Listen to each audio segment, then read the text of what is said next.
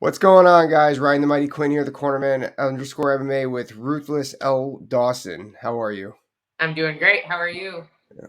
I think we're Yeah, missing a. I was about to call you Wagman, and I usually don't make that mistake. But anyway, guys, we are short Dave Van Auken tonight, our host. He is having a little technical difficulties. The show must go on, but we're going to do the best we can to do Dave Van Auken impressions. So don't worry. Um, Most of those impressions are probably just arguing with our bets. That's totally cool.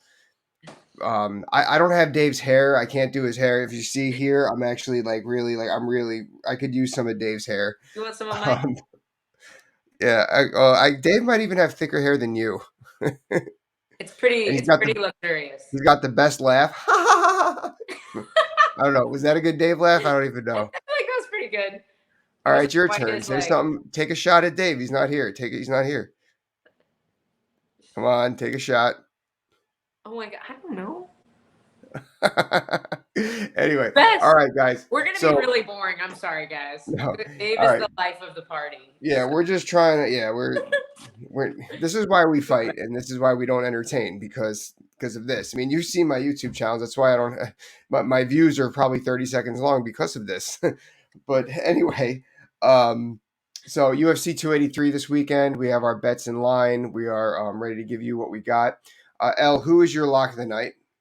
Okay, so my best bet of the night is Thiago Moises by submission, which I believe last time I checked was like plus 165. So that's awesome. I think that's great value. Man, like his opponent Costa is he is a dangerous guy outside of the UFC. He's a talented kid, but Thiago is definitely too good of a test too soon, especially on very very short notice. And he's very similar to Garam Kuteladze as well. And I feel like Thiago was very prepared to fight Garam, and Garam is just a more experienced, better seasoned version of his new opponent now. Man, this guy has struggled with takedown defense in the past, and once Thiago gets on top of you, the dude has incredible control, amazing back control, and is very dangerous with his submissions as well. Yeah, actually, I'm gonna clone your bet for my lock of the night with Tiago by submission. I just same thing. He's only getting better. I really feel that Costa just took this fight, to get in there and hope that they're going to give him another one, like an IOU after. Right. I just I know that Tiago's in shape. I've been going in early on Saturdays, and he's the first person in the gym on Saturday. He's boxing, and he's pound for pound one of the strongest people I've ever trained with. He just has that really glacier strength, and he's only getting better. It's funny when this fight got quote unquote announced, or he found out about this opponent. I saw him. It was 2 Saturdays ago. Was the last Saturday? No, it was 2 Saturdays ago. And like it's so funny. I've known him for so long, and he's still. But he's getting a little bit more out of his shell. Like I used to love like making him awkward, like making him feel like, and he's so We still do humble. What? that. I said me and Grant still do that. Yeah, yeah. And he I go, so who are you fighting? He goes, Brazilian guy. I go, oh dude, perfect fight. He goes, man, I know, no, his name's Costa. Like, it's just that's Tiago. But anyway, that's my lock of the night. Who's your underdog? So there are a couple underdogs. I know, a couple of the lines I looked at originally had the main event and the co-main as even money. Mm-hmm. But I'm still not. I'm still been back and forth on those. I saw Paul Craig as an underdog in the Johnny Walker fight, and I love that. Johnny Walker has really struggled with takedown defense in the past. Mm-hmm. Paul Craig has weathered the storm with power punchers before, and he's super relentless with the submissions. And I think the grappling is just such a big hole in Johnny Walker's game, and he tends to slow down later in the fight as well.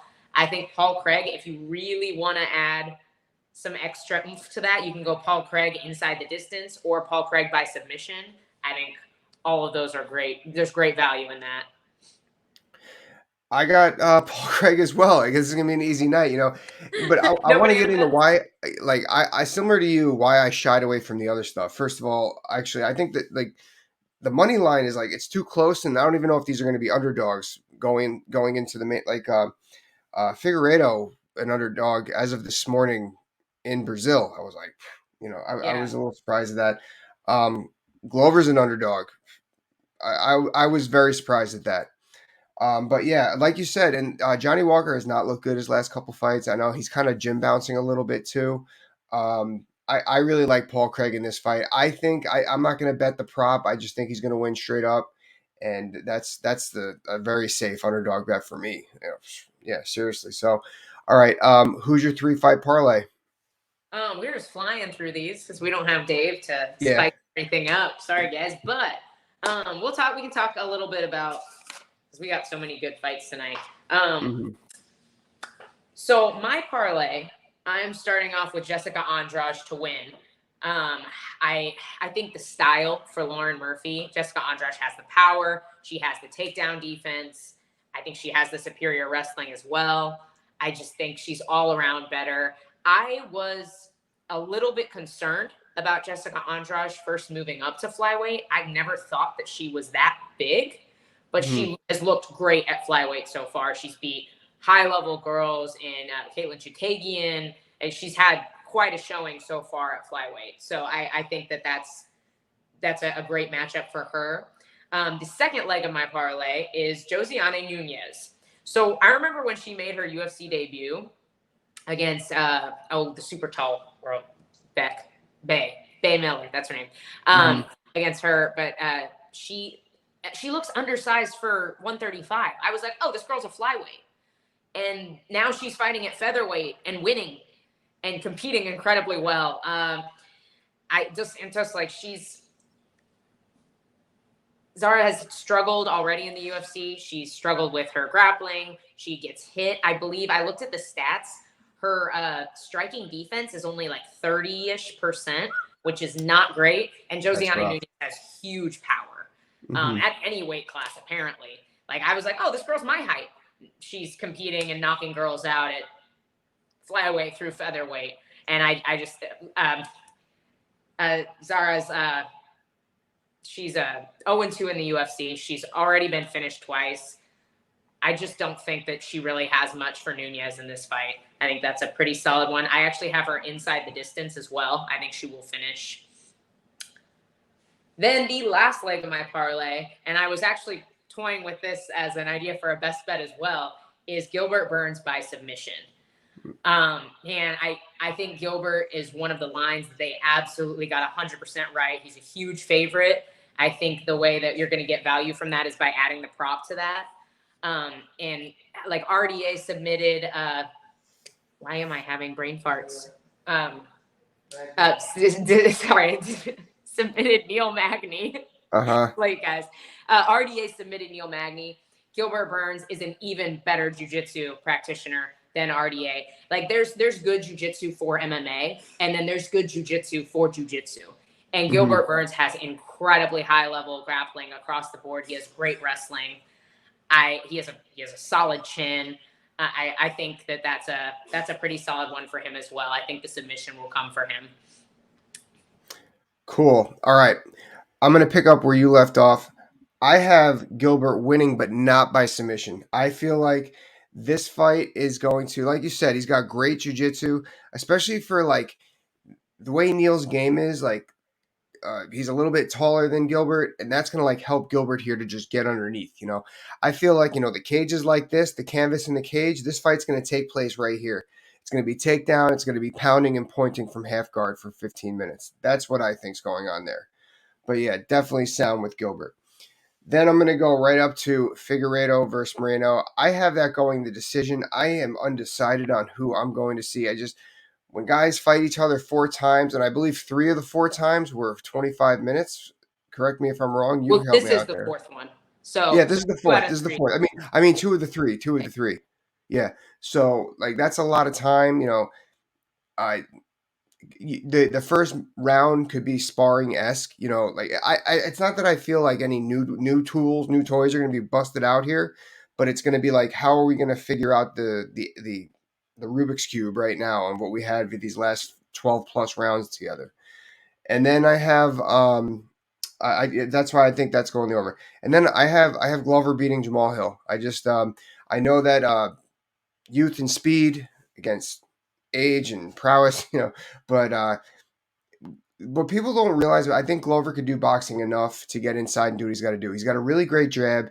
He's training with a very good striker in his own right against, Jamal is striking prowess, but he's training with Alex Pereira, and his boxing coach Fernelli Feliz is a fantastic boxing coach who's also training Alex full time now. And then just the wrestling and the power jiu-jitsu game that Glover has, I just think it's going to be too much for Jamal. So, I mean, now granted, you know, fighters age overnight, but and Jamal's got great. If Jamal can keep range, it's going to be a problem. But I just think that Glover could actually jab with him enough to get in and do what he's got to do. So Yeah. that's mine. So all right. So we'll recap and then we're going to make fun of Dave again a little bit.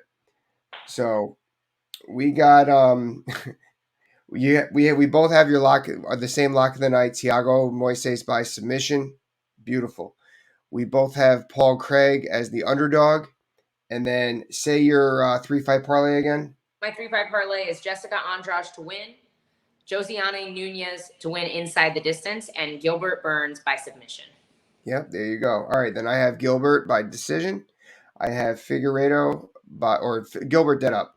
I have Figueiredo, Brandon Moreno in the over, and then I have Glover Teixeira win. All Yeah. right, so let's see. All right, maybe we won't take shots at Dave. Let's think of our favorite Dave moments. My Well, favorite Dave moment. some Dave moments. Yeah. And I think Dave would obviously bring up some interesting nuggets from for the co-main, because this is a huge card, right? We have a great Yeah. fight, we have a great Mm-hmm. co-main, we have a great main event. I thought what was really kind of interesting was the main event. The total rounds is over and under 1.5. So people, Wow. I think the lines must be very confident that Jamal Hill is going to finish Glover early. And that is definitely his way to win. If Jamal Hill wins the fight, it will be in the first round and a half. Yep. Mm-hmm. In my opinion. However, I'm with you. I'm leaning towards Glover. I think his fight IQ is significantly better. Hill has average takedown defense. I was looking at it I think he's 67%. So he has decent takedown defense, but not exceptional takedown defense. And so a guy like Glover, who's very relentless with the takedown, has great chain wrestling and great top control. I think you've got to have better, you have to be able to scramble like Yuri Prohaska to really get yourself out of danger on the ground. You got to be funky. I think that Jamal Hill has that. I'm with you on that for sure. But I definitely thought the 1.5 rounds was interesting. I can't remember crazy. the last time I saw that on a 5-round fight. Yeah, I've never seen that. I've seen, you can ask Mako, Glover's wrestling for MMA is legit. It's it's really good.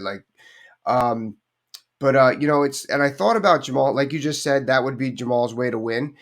And I hate saying this as a game plan, but I feel like he might have to go old school with the shoot in, time the uppercut, left hook, as opposed to sprawl. We might see that as his game plan, loading that uppercut, loading that knee for the shot. It's not like Glover really shoots, but he tends to, shoot with his head first. So yeah, that must be what they're looking at. Who do you have? What do you see about the co-main event? I've been back and forth, and I think it's really interesting. I've been reading a lot of other some handicappers that I really respect, and some other guys online, and everybody said something really similar. And that's even after watching these guys fight for 13 rounds and knowing pretty much exactly what each fighter has to offer, it's still really hard to pick a winner here. Yeah. Yesterday, this morning, I was leaning Moreno, and this evening, I'm kind of leaning Figgy, but I've been going back and forth all day, and I think it's just, this is such an interesting fight, too. I think the over 4.5 is perfect. I don't think we're going to see a finish. I think both guys are going to be more calculated. They fought with each other so much, they know what to expect. Like you said, we're not going to see new tricks, new tools. Nothing crazy is probably going to happen. We're going to see a really calculated fight over 5 rounds. But both guys have had very interesting fight camps. You see Figueiredo had what I thought was a great performance under Cejudo, and now he's not training at Fight Ready at all. And he's training back in Brazil. So is he not training as hard? Does he not have as many training partners? Is his cardio going to be more in question than it was before? Or is that helping him more, being at home, being with his family? It's very interesting. And then you have Moreno, whose camp turned completely upside down with the James Krause fiasco, and he's finished. I do think that Moreno is a mental monster. I don't know about Figueiredo. I could see with them both having issues in their camp and having to make a lot of adjustments. I could see Moreno having a little bit of a mental edge there, because I really he's just a tough dude. He's a mentally tough dude. He's very resilient. Like, we saw his career, like his entire comeback career is a perfect example of that. I think he'll have the superior cardio. So see, now I'm like talking myself back into Moreno. But I think the play, if you're betting on this fight, I think the play is the over 4.5 rounds. Yeah, I was predominantly Moreno going into this fight. And then like you said, I'm like, oh well, Figueiredo's back at home. And I agree. I think all the stuff going on with Glory, I don't feel like that's going to be a big factor here. You got to figure he at least had a solid 6 weeks of training going into this fight to find himself at whatever his new situation was. And he But wasn't at Glory very long either, so it's not like his whole world was upheaval. right, You know what I'm saying? yeah, upheaved, yeah. Upheaved. Yeah, it's all good. But no, I know, like it's and I feel like in a situation like that, like you're fighting a guy you already saw 3 times, so it's like that's got to be. I mean, I haven't fought anybody 3 times, so I don't. And I've had a rematch twice. So I've had two rematches. So, and your nerves are settled a little bit, So maybe like that stress, it was displaced elsewhere. I don't know. I'm not trying to get Right. all philosophical, but No, that makes um, sense though. Yeah, it's hard to you really know what to expect. It's like, yeah. obviously you're always nervous when you fight, but it's a Mhm. lot different going into a fight against somebody when you're 100% confident in what you're going to see versus not knowing, not knowing what they feel like, not knowing how strong they are, not knowing what it feels like when you shoot on them. Like, that's a different story. Yeah, like how many times do you like go through a whole training camp with the same person for the first 3 rounds, and you're like, all right, well, I know I'm in shape because we know each other's give and take, we can get through this. It's kind of like that. So, I just, I don't see a lot of mistakes being made. I can tell you that much in this, it's just because of the same thing. Like, you know what to look for. So that's another reason why I don't think that, I don't think it's going to go, it's going to be a finish because they're not going to come outside the box. But either way, that's what I got. Dave, you'll be back next week. Elle, got anything? I don't think so. Um, oh, the Cody Stamen fight is the sleeper fight on the card, by the way. Yeah, yeah. Against That's true. Texeira. Like, hmm what's your sleeper fight? No, I got Cody too. I was actually looking at that fight. I was actually trying to place a bet with this in that fight because I was so interested in Yeah, that fight. I'm like, no, I'll just stick to what I had. I honestly, I was looking at it because I'm so excited for that fight, and I was looking for a way to incorporate it just because I wanted to talk about how excited I am for that fight. But it's just hmm a sleeper fight. Like, it's just going to be a great fight. Like, you don't even have to Yeah. play that. Just make sure you tune in. These prelims are going to be amazing. Oh So, yeah. It's no accident that they got great prelims for the first pay per view of the year. They want people signing up. heck yeah. So, Heck yeah. all No, right. that's what I got, man. Yeah, me too. All right, everybody. We are out. Dave.